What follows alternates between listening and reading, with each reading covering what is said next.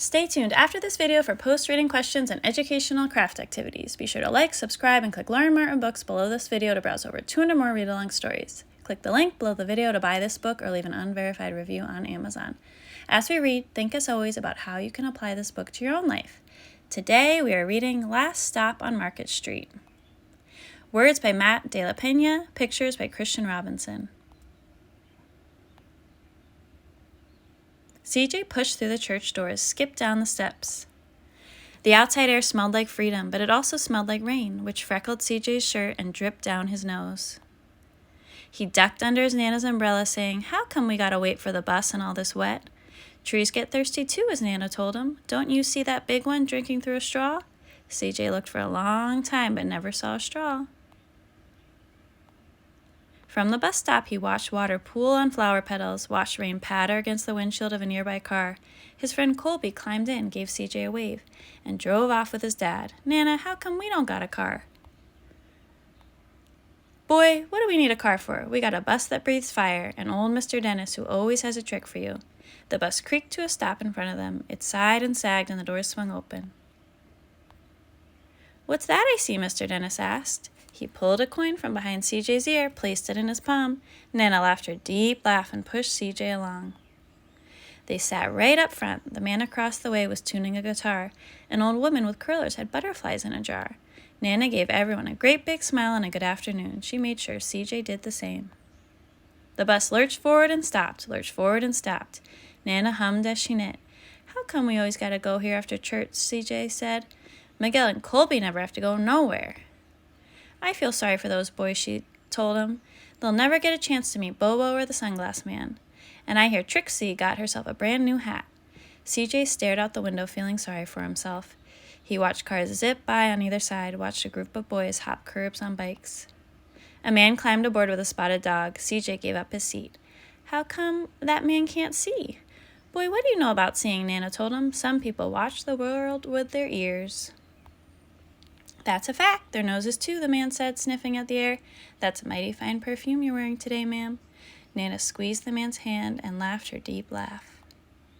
Two older boys got on next. CJ watched as they moved on by and stood in back. "Sure wish I had one of those," he said. Nana sat down her knitting.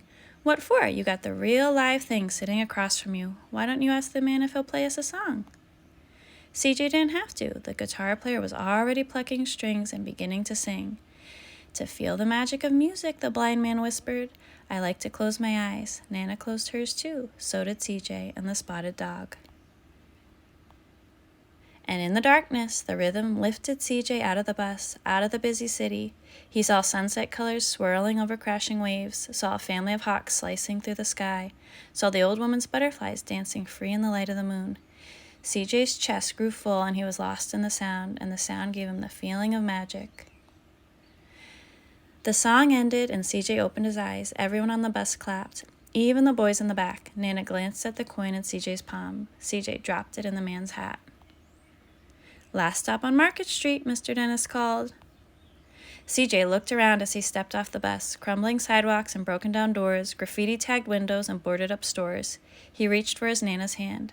"How come it's always so dirty over here?" She smiled and pointed to the sky. "Sometimes when you're surrounded by dirt, CJ, you're a better witness for what's beautiful." CJ saw the perfect rainbow arcing over their soup kitchen.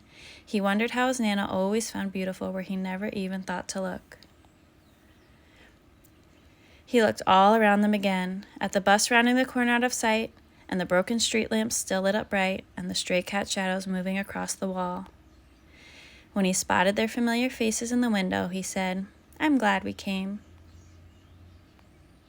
He thought his Nana might laugh, her deep laugh, but she didn't. She patted him on the head and told him, "Me too, CJ. Now come on."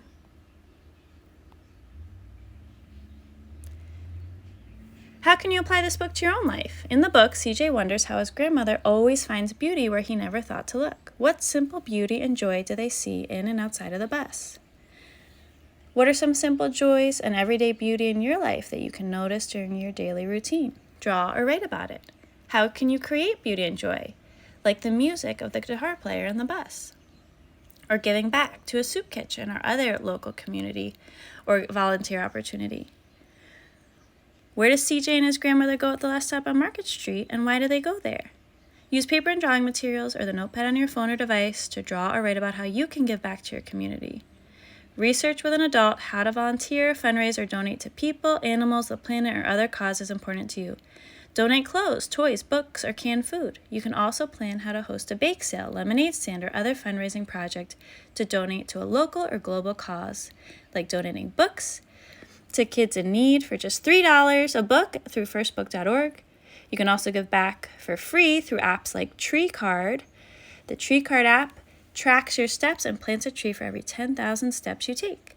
For more ideas and free resources, browse my blog at laurenmartinbooks.com. Please like, subscribe, share, and click Lauren Martin Books below the video to enjoy more read-along stories.